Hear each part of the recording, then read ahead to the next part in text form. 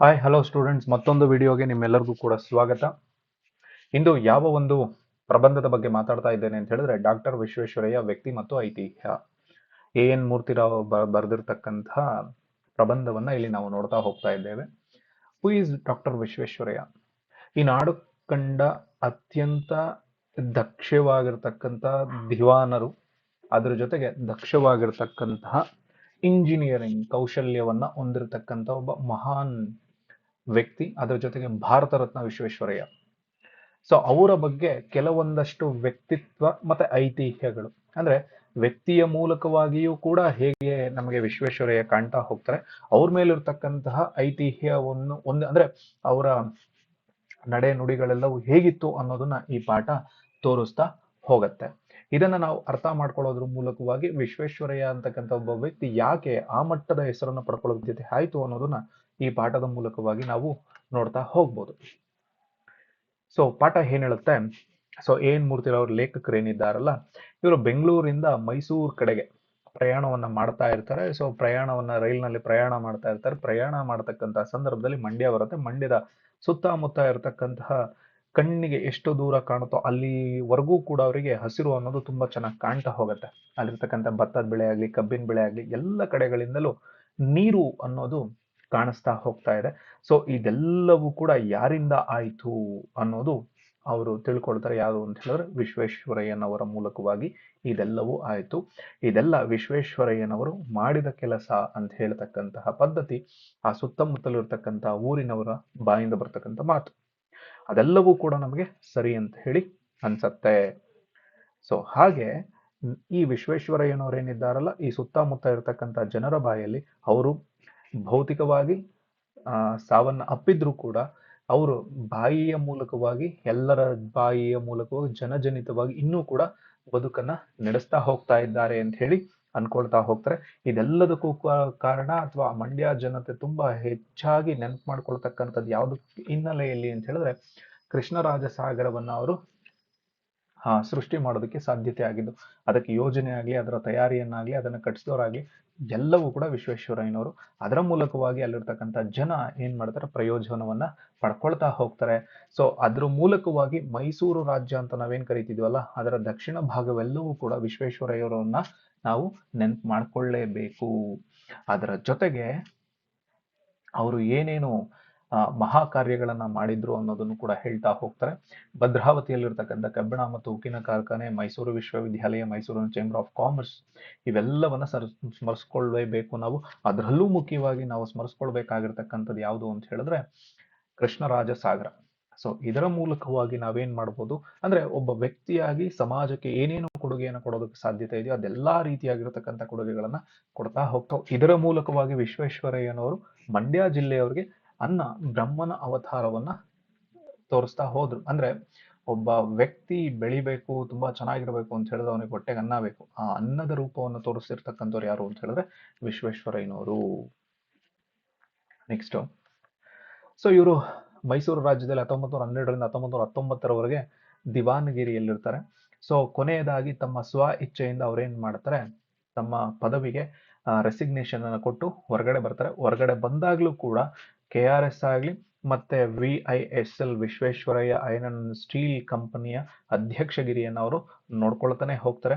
ತಮ್ಮ ಜೀವನದ ಕೊನೆಯ ಉಸಿರಿರೋವರೆಗೂ ಕೂಡ ಕೈಗಾರಿಕೆ ಅಥವಾ ಎಂಜಿನಿಯರಿಂಗ್ಗೆ ಸಂಬಂಧಪಟ್ಟಿರ್ತಕ್ಕಂಥ ಎಂಥದ್ದೇ ಸಮಸ್ಯೆ ಬಂದರೂ ಕೂಡ ಮೈಸೂರು ರಾಜ್ಯ ಅವರಿಂದ ಸಲಹೆಯನ್ನ ಪಡೀತಿತ್ತು.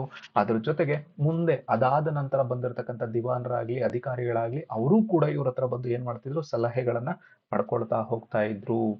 ಸೊ ಆ ಸಲಹೆಗಳನ್ನ ಕೊಡೋದ್ರ ಮೂಲಕವಾಗಿ ಎಂತೆಂಥ ದೊಡ್ಡ ಮಹಾನ್ ಕಾರ್ಯಗಳೆಲ್ಲವೂ ಆಗ್ತಾ ಇತ್ತಲ್ಲ, ಅದರ ಹಿನ್ನೆಲೆಯಲ್ಲಿ ಇವರು ಕೂಡ ಇರ್ತಾರೆ. ಸೊ ಅದಕ್ಕೆ ಇದೆಲ್ಲ ವಿಶ್ವೇಶ್ವರಯ್ಯ ಅಂತ ಹೇಳಿ ಹೇಳೋದಕ್ಕೆ ಸಾಧ್ಯತೆ ಆಗತ್ತೆ. ಅದಾದ್ಮೇಲೆ ಇವರು ವಿಶ್ವೇಶ್ವರಯ್ಯನವರ ವ್ಯಕ್ತಿತ್ವ ಆಗ್ಲಿ, ಅವರ ಇಂಜಿನಿಯರಿಂಗ್ ಆಗ್ಲಿ, ಮುಂದಾಲೋಚನ ರಾಜತಂತ್ರಜ್ಞರಾಗ್ಲಿ, ಎಲ್ಲವೂ ಕೂಡ ಅವರು ತಮ್ಮ ಘನವಾದ ಆದರ್ಶಗಳ ಮೂಲಕವಾಗಿ ಅದನ್ನ ಸಾಧಿಸ್ಕೊಂಡು ಬಂದಿರತಕ್ಕಂಥವ್ರು. ಯಾವತ್ತೇ ಆಗ್ಲಿ ತಮ್ಮ ವ್ಯಕ್ತಿತ್ವದ ಕಡೆಗೆ ಅತಿಯಾಗಿರ್ತಕ್ಕಂಥ ಗಮನವನ್ನ ಕೊಟ್ಕೊಳ್ತಾ ಹೋಗ್ತಾ ಇರ್ತಾರೆ. ಹಾಗೆ ಕೆಲವೊಂದು ವಿಚಾರಗಳು ಅವರ ವ್ಯಕ್ತಿತ್ವ ಮೇಲೆ ಪರಿಣಾಮ ಬೀರ್ತಕ್ಕಂಥವು ಅಥವಾ ಅವರು ನಡ್ಕೊಂಡಿರ್ತಕ್ಕಂತಹ ಕೆಲವೊಂದು ಸನ್ನಿವೇಶಗಳನ್ನು ಕೂಡ ನಾವಿಲ್ಲಿ ನೋಡೋದಕ್ಕೆ ಸಾಧ್ಯತೆ ಇದೆ.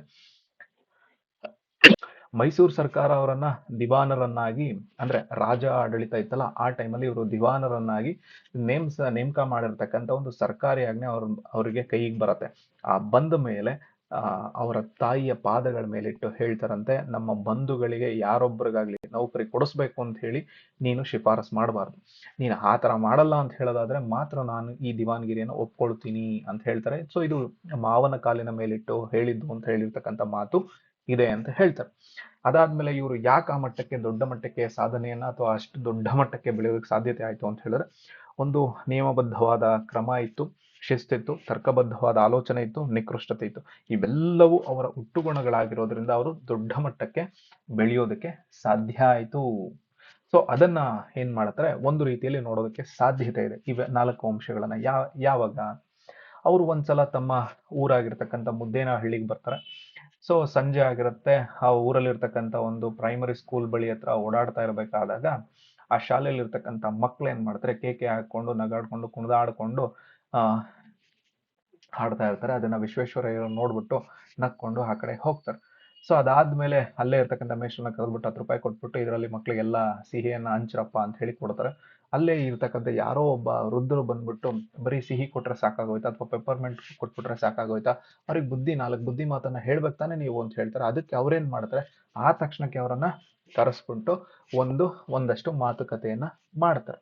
ಸೊ ಆ ಮಾತುಕತೆಯನ್ನ ಮಾಡಿದಾಗ ವಿಶ್ವೇಶ್ವರಯ್ಯನವ್ರಿಗೆ ಅನ್ಸುತ್ತೆ, ನಾನು ಏನು ಸರಿಯಾಗಿ ಮಾತಾಡೇ ಇಲ್ಲ. ಸೊ ನಾನು ಯಾವುದೇ ರೀತಿಯಾಗಿರ್ತಕ್ಕಂಥ ಪೂರ್ವ ಸಿದ್ಧತೆ ಇಲ್ದಲೆ ನಾನು ಇಲ್ಲಿ ಬಂದು ಮಾತಾಡ್ಬಿಟ್ಟಿದ್ದಾನಲ್ಲ ಅಂತ ಹೇಳ್ಬಿಟ್ಟು ಅವ್ರೇನ್ ಮಾಡ್ತಾರೆ, ತಮ್ಮ ಅಪರಾಧಕ್ಕೆ ಅವರೇ ಪ್ರಾಯಶ್ಚಿತ ಮಾಡ್ಕೊಳ್ಬೇಕು ಅಂತ ಹೇಳಿ 1 ವಾರದ ನಂತರ ಅದೇ ರೀತಿಯಾಗಿ ಆ ಮಕ್ಕಳನ್ನ ಕೂರಿಸ್ಬಿಟ್ಟು ಅವರಿಗೆ ಊಟವನ್ನ ಹಾಕ್ಸ್ಬಿಟ್ಟು ಅವ್ರಿಗೆ ಇನ್ನೊಂದು ರೀತಿಯಾಗಿರ್ತಕ್ಕಂಥ ಒಂದು ಭಾಷಣದ ಕಾರ್ಯಕ್ರಮವನ್ನು ಏರ್ಪಾಡು ಮಾಡ್ಕೊಳ್ತಾರೆ. ಅವಾಗ ಪೂರ್ವ ಸಿದ್ಧತೆಯನ್ನ ಮಾಡಿಕೊಂಡು ಬಂದು ಆ ಭಾಷಣವನ್ನ ಮುಗಿಸ್ತಾರೆ. ಅಂದ್ರೆ ವಿಶ್ವೇಶ್ವರಯ್ಯನವರು ಯಾವುದೇ ಒಂದು ವಿಚಾರವನ್ನ ಮಾಡ್ಬೇಕಾದಾಗ್ಲೂ ಕೂಡ ಪ್ರೀ ಪ್ಲಾನ್ಡ್ ಆಗೇ ಮಾಡ್ತಾ ಇದ್ರು. ಅವಾಗ ನಾವು ಅನ್ಕೊಂಡಿರ್ತಕ್ಕಂಥ ಕೆಲಸ ಸುಸೂತ್ರವಾಗಿ ಆಗತ್ತೆ ಅನ್ನೋದು ಅವರ ಒಂದು ನಂಬಿಕೆ. ಸೊ ಹೀಗಿರ್ತಕ್ಕಂಥವ್ರು ಪೂರ್ವ ಸಿದ್ಧತೆ ಇಲ್ಲದೆ ಮಾತಾಡಕ್ ಹೋಗೋದೇ ಇಲ್ಲ. ಹಾಗೆ ಆಡಿದ ಮಾತಾಗ್ಲಿ, ಬರದ ಬರಹ ಆಗ್ಲಿ, ಯಾವುದ್ರಲ್ಲಾಗ್ಲೂ ಸತ್ಯ ಅನ್ನೋದು ಕಾಣಬೇಕಷ್ಟೆ. ಸೊ ಅದಕ್ಕೋಸ್ಕರ ಇವರಲ್ಲಿ ಭಾಷಾ ಸೌಂದರ್ಯ ಅನ್ನೋದು ಕಾಣೋದೇ ಇಲ್ವಾ. ಸೊ ಭಾಷಾ ಸೌಂದರ್ಯ ಕೊಟ್ಟಾಗ ನಾವೇನ್ ಮಾಡ್ತೀವಿ ಅಂತ ಹೇಳಿದ್ರೆ, ಹೇಳೋವಿರ್ತಕ್ಕಂತಹ ಸತ್ಯವನ್ನ ನೇರವಾಗಿ ಹೇಳೋದಕ್ಕೆ ಆಗೋದೇ ಇಲ್ಲ. ಅವಾಗ ಏನಾಗತ್ತೆ, ಅವರು ಭಾಷಾ ಸೌಂದರ್ಯವನ್ನ ಅದರಿಂದ ಹೊರಗಡೆ ಹಾಕ್ತಾರೆ. ಸೊ ಅಲ್ಲಿಗೆ ಬೇಕಾಗಿರೋದೇನು, ಭಾಷೆ ನಾನೇನ್ ಹೇಳ್ತಾ ಇದ್ದೀನಿ ಅದು ಸತ್ಯವಾಗಿ ಇರಬೇಕೇ ಹೊರತು ಸತ್ಯವನ್ನ ಮರೆಮಾಚಿಸೋ ರೀತಿನಲ್ಲಿ ಇರಬಾರ್ದು. ಸೊ ಅದಕ್ಕೋಸ್ಕರ ಭಾಷಾ ಸೌಂದರ್ಯವನ್ನ ನಾನು ಅಷ್ಟಾಗಿ ಬಳಸ್ಕೊಳ್ಳೋದಿಲ್ಲ. ಆದ್ರಿಂದ ನಮ್ಮಲ್ಲಿ ಏನು, ವಿಶ್ವೇಶ್ವರಯ್ಯನವರಿಗೆ ಭಾಷಾ ಸೌಂದರ್ಯಕ್ಕಿಂತ ಮುಖ್ಯವಾಗಿ ಸತ್ಯವೇ ಸೌಂದರ್ಯವಾಗಿ ಕಾಣ್ತಾ ಹೋಗುತ್ತೆ. ಸೊ ಹೀಗತಕ್ಕಂತ ವಿಶ್ವೇಶ್ವರಯ್ಯನವರ ಮೇಲೆ ಕೆಲವೊಂದು ಟೀಕೆಗಳು ಕೂಡ ಬಂದಿದೆ. ಏನು, ಪ್ರಕೃತಿ ಸೌಂದರ್ಯವನ್ನ ಅವರು ಆನಂದಿಸ್ತಕ್ಕಂತಹ ಮನೋವೃತ್ತಿಯನ್ನೇ ಅವ್ರು ಹೊಂದಿಲ್ಲ ಅಂತ ಹೇಳಿ ಕೆಲವೊಬ್ರು ಹೇಳ್ತಾ ಹೋಗ್ತಾರೆ. ಹೀಗೆ ಒಂದ್ಸಲ ಏನಾಗ್ಬಿಡತ್ತೆ, ವಿಶ್ವೇಶ್ವರಯ್ಯನವರು ಕನ್ಯಾಕುಮಾರಿಯಲ್ಲಿ ಪ್ರವಾಸದಲ್ಲಿರ್ತಕ್ಕಂತಹ ಸಂಜೆ ಏನ್ ಮಾಡುತ್ತೆ, ಅಲ್ಲಿ ಅವ್ರ ಪಕ್ಕದಲ್ಲಿರ್ತಕ್ಕಂಥವ್ರು ಭಾವಾವೇಶದಿಂದ ಆ ಪ್ರಕೃತಿ ಸೌಂದರ್ಯವನ್ನ ವರ್ಣನೆ ಮಾಡ್ತಾ ಇದ್ರೆ ವಿಶ್ವೇಶ್ವರಯ್ಯ ನೋಡ್ಬಿಟ್ಟು, ನೀವೇನ್ರಿ ಕವಿಗಳಾಗಿ ಹೋಗ್ಬಿಟ್ಟಿದ್ದೀರಾ ಅಂತ ಹೇಳ್ತಾರಂತೆ. ಸೊ ಅಂದ್ರೆ ಪ್ರಕೃತಿ ಸೌಂದರ್ಯ ಅವರಿಗೆ ಕಣ್ಣಿಗೆ ಕಾಣ್ಲಿಲ್ಲ ಅಂತಲ್ಲ, ಆ ಸೌಂದರ್ಯ ಅನ್ನೋದು ಅಲ್ಲಿದೆ. ಆದ್ರೆ ನಾವು ಆ ಸೌಂದರ್ಯವನ್ನ, ಆಭರಣಗಳನ್ನ ಹೇಳೋದ್ರ ಮೂಲಕವಾಗಿ ನಮ್ಮಲ್ಲಿರ್ತಕ್ಕಂಥ ಶಕ್ತಿನ ನಾವ್ ಯಾಕೆ ಚೇಂಜ್ ಮಾಡ್ಕೊಳ್ಬೇಕು. ಕಮಲ ಅನ್ನೋದು ಸುಂದರವಾಗಿದೆ, ಅದಕ್ಕೆ ಬಣ್ಣ ಯಾಕೆ ನಾವು ಬಳಿಬೇಕು, ಬಳಿಲಿಲ್ಲ ಅಂತ ಹೇಳಿದ್ರೆ ಅದು ತುಂಬಾ ಶುದ್ಧವಾಗಿ ತುಂಬಾ ಚೆನ್ನಾಗಿ ಕಾಣುತ್ತಲ್ವಾ. ಸೊ ಹಾಗೆ ಜೋಗ್ ಫಾಲ್ಸ್ ಅನ್ನ ಅವರು ನೋಡಿದ ತಕ್ಷಣ ಏನ್ ಅನ್ಸುತ್ತೆ ಅಂತ ಹೇಳಿ, ಎಲ್ಲರಿಗೂ ಕೂಡ ಮೈ ಧುಂಬಿ ಹರಿತಾ ಇರಬೇಕಾದಾಗ ಏನಪ್ಪಾ ಇಷ್ಟು ಸುಂದರವಾಗಿರ್ತಕ್ಕಂಥ ಜಲಪಾತ ಅಂತ ಹೇಳಿ ಅನ್ಸಿದ್ರೆ, ಇವ್ರಿಗೆ ನಾವ್ ಎಷ್ಟೊಂದು ಶಕ್ತಿಯನ್ನ ಪೋಲ್ ಮಾಡ್ತಾ ಇದ್ದೀವಲ್ವಾ ಅಂತ ಹೇಳಿ ಅವರಿಗೆ ಅನ್ಸುತ್ತೆ. ಸೊ ಅದು ಅವರಿಗೆ ಸೌಂದರ್ಯ ಅಷ್ಟೆ ಅನ್ನೋದನ್ನ, ಸೊ ಆ ಜಲಪಾತದ ಶಕ್ತಿಯನ್ನ ಉಪಯೋಗಿಸ್ಕೊಳ್ಬೇಕು ಅಂತ ಹೇಳಿ ಮುಂದೆ ಮೈಸೂರು ಸರ್ಕಾರಕ್ಕೆ ಅವರು ಶಿಫಾರಸನ್ನು ಮಾಡ್ತಾರೆ. ಅದ್ರ ಪ್ರಕಾರ ಅದು ಕಾರ್ಯರೂಪಕ್ಕೂ ಕೂಡ ಬರುತ್ತೆ. ಹಾಗೆ ವಿಶ್ವೇಶ್ವರಯ್ಯನವ್ರು ಏನ್ ಮಾಡ್ತಾರೆ, ಸೊ ದುಡಿಯುವವನಿಗೆ ಪ್ರತಿಫಲ ದೊರಿಲೇಬೇಕು ಅಂತ ಹೇಳಿ ಒಂದು ತತ್ವ ಇದೆ. ಆ ತತ್ವಕ್ಕೆ ಯಾವತ್ತೂ ಕೂಡ ವಿರೋಧವಾಗಿ ನಡ್ಕೊಂಡೇ ಇರಲಿಲ್ಲ. ಸೊ ಅದಕ್ಕೊಂದು ಎಕ್ಸಾಂಪಲ್ ಏನು ಅಂತ ಹೇಳಿದ್ರೆ, ಹಾಸನ ಜಿಲ್ಲೆ ಯಾವುದೋ ಒಂದು ಸಣ್ಣ ಊರಲ್ಲಿ ಹೋಗಿ ಅವರೊಂದು ಬಿಡಾರವನ್ನ ಮಾಡಿರ್ತಾರೆ. ಅಕಸ್ಮಾತ್ ಹಾಗೆ ಅವ್ರಿಗೆ ಏನಾಗುತ್ತೆ, ಬೆರಳಿಗೆ ಸಣ್ಣ ಗಾಯ ಆಗುತ್ತೆ. ಸೊ ಅದರಿಂದ ರಕ್ತ ಬರುತ್ತೆ. ರಕ್ತ ಬಂದು ಅಲ್ಲೇ ಇರ್ತಕ್ಕಂಥ ಆಸ್ಪತ್ರೆಗೆ ಹೋಗ್ತಾರೆ. ಸೊ ಆಸ್ಪತ್ರೆಗೆ ಹೋಗಿ ಅಲ್ಲಿ ಒಂದು ಪ್ಲಾಸ್ಟರ್ ಅನ್ನು ಹಾಕಿಸ್ಕೊಳ್ತಾರೆ. ಅದಾದ್ಮೇಲೆ ಮತ್ತೆ ಅವರು ಉಳ್ಕೊಂಡಿರ್ತಕ್ಕಂಥ ರೂಮಿಗೆ ವಾಪಸ್ ಬರ್ತಾರೆ. ಬಂದ ಮೇಲೆ ಆ ಡಾಕ್ಟರ್ಗೆ 25 ರೂಪಾಯಿ ಚೆಕ್ ಅನ್ನ ಕಳಿಸ್ಕೊಡ್ತಾರೆ. ಡಾಕ್ಟರ್ ಏನ್ ಮಾಡ್ತಾರೆ, ಆ ಚೆಕ್ಕನ್ನು ಹಿಡ್ಕೊಂಡು ಮತ್ತೆ ರಿಟರ್ನ್ ಬರ್ತಾರೆ. ರಿಟರ್ನ್ ಬಂದ್ಬಿಟ್ಟು, ಸೊ ನಾನು ಮಾಡಿರ್ತಕ್ಕಂತಹ ಕರ್ತವ್ಯಕ್ಕಿಂತ ನೀವು ಹೆಚ್ಚಿನದನ್ನ ನೀವು ಕೊಟ್ಟಿದ್ದೀರಿ, ಆದ್ರಿಂದ ಇದು ನನಗೆ ಬೇಡವೇ ಬೇಡ, ಅದು ಅದರಲ್ಲೂ ನಿಮ್ಮ ಹತ್ರ ಈ ದುಡ್ಡನ್ನು ನಾನು ಇಸ್ಕೊಳ್ಳೋದು ಇಲ್ಲ ಕೂಡ ಅಂತ ಹೇಳಿ ಅವರು ಹೇಳ್ತಾರೆ. ಅದಕ್ಕೆ ಅವ್ರೇನು ಹೇಳ್ತಾರೆ ಅಂತ ಹೇಳಿದ್ರೆ, ಯಾವ ರೋಗಿಗೆ ಆಗಲಿ ಸೇವೆ ಸಲ್ಲಿಸಿದಾಗ ನಿಮ್ಮನ್ನು ನೀವು ಗೌರವಿಸಿಕೊಂಡಂತೆ. ಹೌದು, ಅದರಲ್ಲಿ ಯಾವುದೇ ಎರಡು ಮಾತಿಲ್ಲ. ಆದರೆ ನಮ್ಮೆಲ್ಲರ ಮನೋವೃತ್ತಿ ಹಾಗೇ ಇರಬೇಕು ಅಂತ ನನ್ನ ಆಸೆ. ಅದಕ್ಕೆ ನೀವು ಏನು ಕೆಲಸ ಮಾಡಿದ್ದೀರೋ ಅದಕ್ಕೆ ನಾನು ಕೊಡ್ತಾ ಇದ್ದೀನಿ. ಕೊಡದೇ ಆಗದೆ ಇರೋರ ಹತ್ರಕ್ಕೆ ನೀವು ಇಸ್ಕೊಳ್ಳೋ ಅವಶ್ಯಕತೆ ಇಲ್ಲ. ಈಗ ನಾನು ಕೊಡ್ತಿದ್ದೀನಲ್ವಾ, ನೀವು ತೆಗೆದುಕೊಳ್ಳಿ. ನಿಮ್ಮ ಕೆಲಸ ಏನಿದೆ ಅಥವಾ ನಿಮ್ಮ ಸೇವೆ ಏನಿದೆ ಅದನ್ನು ನೀವು ಪಾಲಿಸಿದ್ದೀರಿ, ಹಾಗೆ ನನ್ನ ಕೆಲಸ ಏನಿದೆ ಅದನ್ನು ನನಗೆ ಪಾಲಿಸೋದಕ್ಕೆ ಅವಕಾಶವನ್ನು ಕೊಡಿ ಅಂತ ಹೇಳಿ ಅವ್ರು ಕೇಳ್ಕೊಳ್ತಾರೆ.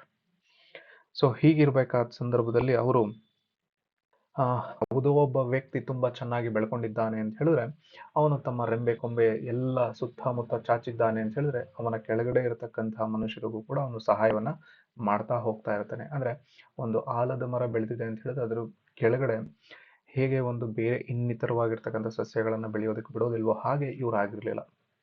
ಯಾವ್ದಾದ್ರೂ ಒಂದು ಒಳ್ಳೆ ಕೆಲಸವನ್ನ ಮಾಡಿರ್ತಕ್ಕಂಥ ಒಬ್ಬ ವ್ಯಕ್ತಿ ಇದ್ದಾನೆ ಅಂತ ಹೇಳಿದ್ರೆ ಅವನಿಗೆ ಸಹಾಯವನ್ನ ಮಾಡೋ ರೀತಿನಲ್ಲಿ ಅವರು ಮುಂದೆ ಹೋಗ್ತಾ ಇದ್ರು. ಅಂದ್ರೆ ಪ್ರತಿಯೊಬ್ಬರಿಗೂ ಕೂಡ ಅವಕಾಶವನ್ನ ಕೊಡ್ತಾ ಇದ್ರು. ತಮ್ಮ ಸುತ್ತಲೂ ಇರ್ತಕ್ಕಂಥವ್ರಿಗೆಲ್ಲರಿಗೂ ಕೂಡ ಒಂದು ರೀತಿಯಲ್ಲಿ ಆತ್ಮವಿಶ್ವಾಸದ ಪ್ರಯೋಗಗಳನ್ನ ನಡೆಸೋದ್ರ ಮೂಲಕವಾಗಿ, ಸೊ ಆ ರೀತಿ ನೀವು ಇರಬೇಕು ಅನ್ನೋ ರೀತಿನಲ್ಲೂ ಅವರು ನೋಡ್ಕೊಳ್ಳೋದಕ್ಕೆ ಸಾಧ್ಯತೆ ಇತ್ತು. ಯಾವತ್ತೂ ಕೂಡ ಈ ರೀತಿಯಾಗಿರ್ತಕ್ಕಂತಹ ಕೆಲವೊಂದು ಭಾವನೆಗಳನ್ನ ಹೊಂದಿರತಕ್ಕಂಥ ಕೆಲವೊಬ್ಬರು ದಿವಾನರು ಇವರ ಜೊತೆಯಲ್ಲೇ ಬಂದ್ರು.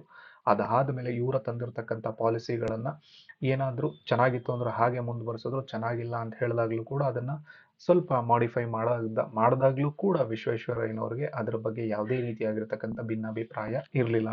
ಬಿಕಾಸ್ ಯಾಕೆ ಅಂತ ಹೇಳಿದ್ರೆ, ನಾನು ಮಾಡಿರ್ತಕ್ಕಂಥ ಸಂದರ್ಭದಲ್ಲಿ ಆ ಕೆಲಸ ಸರಿ ಇರ್ಬೋದು, ಇನ್ನೊಬ್ರು ಬಂದಿರತಕ್ಕಂಥ ಸಂದರ್ಭದಲ್ಲಿ ಆ ಕೆಲಸ ನಾನು ಮಾಡಿರ್ತಕ್ಕಂಥ ಕೆಲಸ ಸ್ವಲ್ಪ ಮಾಡಿಫೈ ಆಗಬೇಕು ಅಂತ ಅನ್ಸ್ದಾಗ ಮಾಡಲಿ, ಅದರಲ್ಲಿ ಏನಿದೆ ತಪ್ಪು. ಸೊ ಈ ರೀತಿಯಾಗಿರ್ತಕ್ಕಂತಹ ಒಂದು ವ್ಯಕ್ತಿತ್ವವನ್ನು ಕೂಡ ಅವರು ಬೆಳೆಸ್ಕೊಂಡಿದ್ರು. ಸೊ ಯಾವ ಮಟ್ಟಕ್ಕೆ ಅವರು ಆತ್ಮವಿಶ್ವಾಸವನ್ನ ನಂಬ್ಕೊಂಡಿದ್ರು ಅಂತ ಹೇಳಿದ್ರೆ, ಆ ಒಂದಕ್ಕೆ ಒಂದು ಉದಾಹರಣೆಯನ್ನ ಕೊಡ್ತಾರೆ. ಭದ್ರಾವತಿಯಲ್ಲಿರ್ತಕ್ಕಂಥ ಕಬ್ಬಿಣ ಮತ್ತು ಉಕ್ಕಿನ ಕಾರ್ಖಾನೆಯಲ್ಲಿ ಬ್ಲಾಸ್ಟ್ ಫರ್ನೇಸ್ನ ಇದರ ಮೇಲ್ವಿಚಾರಣೆಯನ್ನ ಒಬ್ಬ ಬ್ರಿಟಿಷ್ ಅಧಿಕಾರಿ ನೋಡ್ಕೊಳ್ತಾ ಇರ್ತಾನೆ. ಸೊ ಅವನ ಅವಧಿ ಮುಗಿದ ಮೇಲೆ ಅವರನ್ನ ಅಂದ್ರೆ ಕಳಿಸಿದ ಮೇಲೆ ಅಲ್ಲಿಗೆ ಒಬ್ಬ ಮೈಸೂರಿನವರ ಒಬ್ಬ ವ್ಯಕ್ತಿಯನ್ನ ನೇಮಕ ಮಾಡಿದ ಮೇಲೆ ಅವನೇನ್ ಹೇಳ್ತಾನೆ ಅಂತ ಹೇಳಿದ್ರೆ, ಕೆಲಸ ಮಾಡ್ತೀನಿ, ನನಗೆ ಈ ಕೆಲಸಕ್ಕೆ ಬೇಕಾದಷ್ಟು ಶಕ್ತಿ ಇದೆಯೋ ಇಲ್ವೋ ನನಗೆ ಗೊತ್ತಿಲ್ಲ ಅಂತ ಹೇಳಿ ನಮ್ರವಾಗಿ ಅವ್ರ ಹತ್ರ ಹೇಳ್ಕೊಳ್ತಾರೆ. ಬಟ್ ಅದಕ್ಕೆ ವಿಶ್ವೇಶ್ವರಯ್ಯನವ್ರು ಏನ್ ಹೇಳ್ತಾರೆ ಅಂತ ಹೇಳಿದ್ರೆ, ನಿಮ್ಗೆ ಶಕ್ತಿ ಇದೆ ಅಂತ ನಾನು ಕೇಳ್ತಾ ಇಲ್ಲ, ಅದಿದೆ ಅಂತಾನೆ ನಾನು ನಿಮಗೆ ಹೇಳ್ತಾ ಇರೋದು ಅಂತ ಹೇಳ್ತಾರೆ. ಅಂದ್ರೆ ಒಬ್ಬ ವ್ಯಕ್ತಿಯಲ್ಲಿ ಇರ್ತಕ್ಕಂತಹ ಶಕ್ತಿಯನ್ನು ಕೂಡ ಗುರುತಿಸ್ತಕ್ಕಂಥ ವ್ಯಕ್ತಿತ್ವವನ್ನ ವಿಶ್ವೇಶ್ವರಯ್ಯನವರು ಹೊಂದಿದ್ರು ಅನ್ನೋದನ್ನ ಇದು ನಮಗೆ ತೋರ್ಪಡಿಸ್ತಾ ಹೋಗತ್ತೆ. ಕೆಲವೊಬ್ರು ವಿಶ್ವೇಶ್ವರಯ್ಯನವ್ರನ್ನ ನೋಡಿದಾಗ ಅವರಲ್ಲಿ ಪಾಶ್ಚಾತ್ಯ ಸಂಸ್ಕೃತಿಯ ಪ್ರಭಾವ ಸ್ವಲ್ಪ ಜಾಸ್ತಿ ಆಗೋಯ್ತಲ್ವಾ ಅಂತ ಹೇಳಿ ಅವರನ್ನ ಅಂದ್ರೆ ಒಂದ್ ರೀತಿಯಾಗಿರ್ತಕ್ಕಂಥ ಸಂದೇಹವನ್ನು ವ್ಯಕ್ತಪಡಿಸ್ತಾ ಹೋಗ್ತಾ ಇದ್ರು. ಸೊ ಅದಕ್ಕೆ ಅವ್ರೇನು ಯೋಚನೆ ಮಾಡ್ತಾರೆ ಅಂತ ಹೇಳ್ತಿರ್ಲಿಲ್ಲ ಅಂತ ಹೇಳಿದ್ರೆ, ನಾವ್ ಏನೇ ಮಾತು ಹೇಳಿದ್ರು ಅದನ್ನ ಸ್ವೀಕಾರ ಮಾಡ್ತಾ ಇದ್ರು. ಸೊ ಅದಕ್ಕೆ ಒಂದು ಮಾತನ್ನು ಕೂಡ ಅವರು ಹೇಳ್ತಾ ಇರ್ತಾರೆ, ಏನು, ನಾವು ಯಾವ ಪಾಶ್ಚಾತ್ಯರ ಹಾಕೊಂಡಿರ್ತಕ್ಕಂಥ ಬಟ್ಟೆಯನ್ನ ಹಾಕೊಂಡಾಗ ಅವ್ರಿಗೇನೋ ಒಂದು ಅಭಿಮಾನ ಇರ್ಬೋದೇನೋ, ಆದ್ರೆ ಅಲ್ಲೇನು ಅದು ನೀಟಾಗಿರತ್ತೆ, ಆ ಕಡೆ ಈ ಕಡೆ ಆರೋಡೋದಿಲ್ಲ, ಕೈ ಕಾಲುಗಳ ಚಲನೆಗೆ ಯಾವತ್ತೂ ಕೂಡ ಅಡ್ಡಿ ಆಗಲ್ಲ ಅನ್ನೋ ಒಂದು ಹಿನ್ನೆಲೆಯಲ್ಲಿ ಅದನ್ನ ಹಾಕೊಂಡಿರ್ತಾರೆ. ಹಾಗೆ ಮನೆಯಲ್ಲಿ ಊಟಕ್ಕೆ ಕೂತ್ಕೊಳ್ಬೇಕಾದಾಗ ಅವ್ರೇನ್ ಮಾಡ್ತಾರೆ ಅಂತ ಹೇಳಿದ್ರೆ ಪಂಚೆಯನ್ನೇ ಹಾಕೊಂಡು ಊಟ ಮಾಡ್ತಾರೆ. ಕೈಗಾರಿಕೆಗಳನ್ನ ಬೆಳೆಸ್ಕೊಳ್ಳಿಲ್ಲ ಅಂತ ಹೇಳಿದ್ರೆ ಭಾರತಕ್ಕೆ ಉಳಿಗಾಲ ಇಲ್ಲ ಅಂತ ಕೂಡ ಅವರು ಮನಗಂಡಿದ್ರು. ಅದ್ರ ಮೂಲಕವಾಗಿ ತಾವು ಎಲ್ಲೇ ಒಂದು ಪ್ರಯಾಣವನ್ನ ಮಾಡ್ತಾ ಇದ್ರು ತಮ್ಮ ಸೂಟ್ ಕೇಸ್ನಲ್ಲಿ ಯಾವತ್ತೂ ಕೂಡ ಅವರು ಭಗವದ್ಗೀತೆಯನ್ನ ಇಟ್ಕೊಂಡೇ ಹೋಗ್ತಾ ಇದ್ರು. ಸೊ ಅವ್ರ ಮನೆಯಲ್ಲಿ ಏನೇನು ಸಂಪ್ರದಾಯಗಳು ರಿಚುವಲ್ಸ್ ಇತ್ತು ಅದೆಲ್ಲವನ್ನು ಕೂಡ ಅವರು ಪ್ರಾಕ್ಟೀಸ್ ಮಾಡ್ತಾನೆ ಇದ್ರು. ಸೊ ಪ್ರಾಕ್ಟೀಸ್ ಮಾಡ್ತಾನೆ ಇರ್ತಾರೆ ಅಂತ ಹೇಳಿದಾಗ್ಲೂ ಕೂಡ ಅವರು ಪಾಶ್ಚಾತ್ಯ ಪ್ರಭಾವಕ್ಕಿಂತ ಭಾರತೀಯ ಪ್ರಭಾವದ ಮೇಲೆ ಇದೆ ಅನ್ನೋದನ್ನು ಕೂಡ ನಾವು ನೋಡ್ಕೊಳ್ಳೋದಕ್ಕೆ ಸಾಧ್ಯತೆ ಇದೆ. ಸೊ ಹಾಗೆ ಎಲ್ಲರಿಗೂ ಕೂಡ ಅವರು ಕಾಯಕದ ಮೂಲಕವಾಗಿ ತಮ್ಮ ಕರ್ತವ್ಯದ ನಿಷ್ಠೆಯಾಗಿ ಆಮೇಲೆ ಸಂಪೂರ್ಣವಾಗಿರ್ತಕ್ಕಂಥ ತಮ್ಮ ಬದುಕನ್ನ ಕಳೆಯೋದ್ರ ಮೂಲಕವಾಗಿ ಎಲ್ಲರಿಗೂ ಕೂಡ ಅವರು ಒಂದು ದಾರಿ ದೀಪವಾಗಿರ್ತಕ್ಕಂಥ ಮಾರ್ಗದರ್ಶಕರಾಗಿಯೂ ಕೂಡ ನಮಗೆ ಕಾಣ್ತಾ ಹೋಗ್ತಾರೆ. ಸೊ ಅದ್ರ ಮೂಲಕವಾಗಿ ನಾನೇ ಭಾರತದ ಅಂತರಾತ್ಮ ಅಂತ ಹೇಳಿ ಯಾವತ್ತಿಗೂ ಕೂಡ ಸೋಗು ಹಾಕದೆ ಬೇರೆಯವರು ಈ ದೇಶದ ಅಂತರಾತ್ಮ ಇವರು ಅಂತ ಹೇಳ್ತಕ್ಕಂಥ ಮಟ್ಟಕ್ಕೆ ಅವರು ಬೆಳ್ಕೊಳ್ಳೋದಕ್ಕೆ ಸಾಧ್ಯತೆ ಆಯಿತು. ಸೊ ವಿಶ್ವೇಶ್ವರಯ್ಯ ಅನ್ನುವಂಥ ಪಾಠದ ಮೂಲಕವಾಗಿ ನಾವೇನನ್ನ ತಿಳ್ಕೊಳ್ತೀವಿ ಅಂತ ಹೇಳಿದ್ರೆ, ನಮ್ಮ ವ್ಯಕ್ತಿತ್ವವನ್ನ ಯಾವ ರೀತಿಯಲ್ಲಿ ನಿರ್ಮಾಣ ಮಾಡ್ಕೊಳ್ಳೋದಕ್ಕೆ ಸಾಧ್ಯತೆ ಇದೆ ಅನ್ನೋದನ್ನ ಈ ವ್ಯಕ್ತಿತ್ವದ ಮೂಲಕವಾಗಿ ನಮ್ಮ ವ್ಯಕ್ತಿತ್ವವನ್ನ ಎನ್ರಿಚ್ ಮಾಡ್ಕೊಳ್ಳತಕ್ಕಂಥ ಒಂದು ದಾರಿಯ ಮಾರ್ಗದರ್ಶಕರಾಗಿಯೂ ಕೂಡ ನಮಗೆ ಇವರು ಕಾಣ್ತಾ ಹೋಗ್ತಾರೆ. Thank you.